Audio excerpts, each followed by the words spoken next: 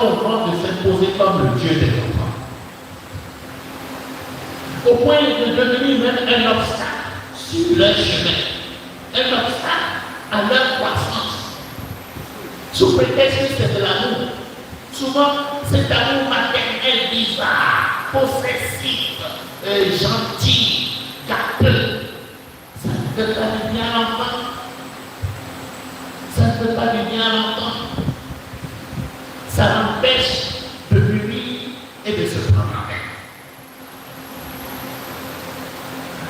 Dans les conflits et les résolutions, beaucoup de conflits n'arrivent pas à être facilement résolus parce que les gens n'acceptent pas de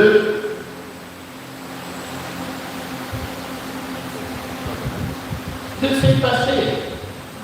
On veut toujours être en première position, on veut toujours gagner, on veut toujours être bien vu, etc. Alors, j'ai dans le livre cherché quelques modèles de leadership africains, de bons leadership. J'ai mis quelques bons modèles. L'un des meilleurs que j'ai trouvé, c'est Jimmy Spirit, qui était un homme humble, très effacé. C'est pas un dictateur, un peu symbole. Les mauvais modèles, on en a trop. Est-ce qu'il doit citer? Comment vous ne pouvez pas réussir? J'ai mis en première position Idi Amin, Bokassa, Mobutu.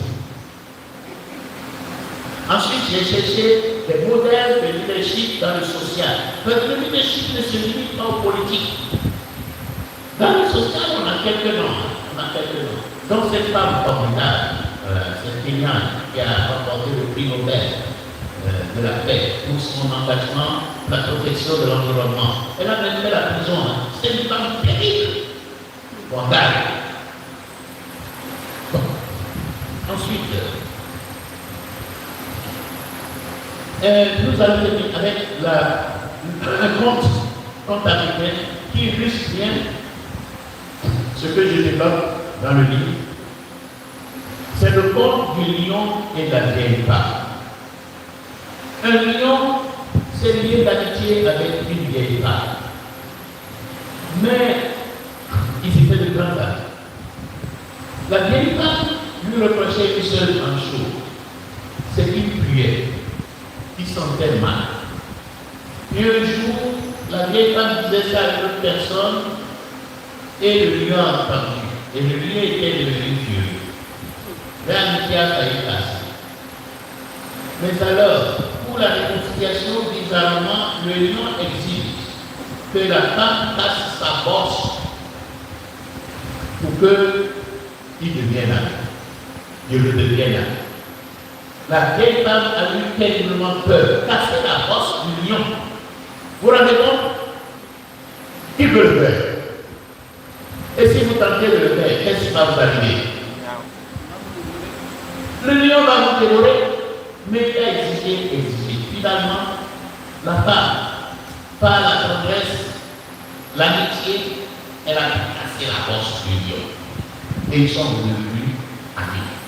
Et c'est la femme, la vieille femme, qui conduisait le lion au village, à l'étonnement surprise général. Voilà le vrai leadership. Le leadership par l'amitié et par l'attachement. Grâce à la femme a pu casser la bosse du lion, représente son ego surdimensionné, qu'il faut aussi casser et pouvoir le gérer.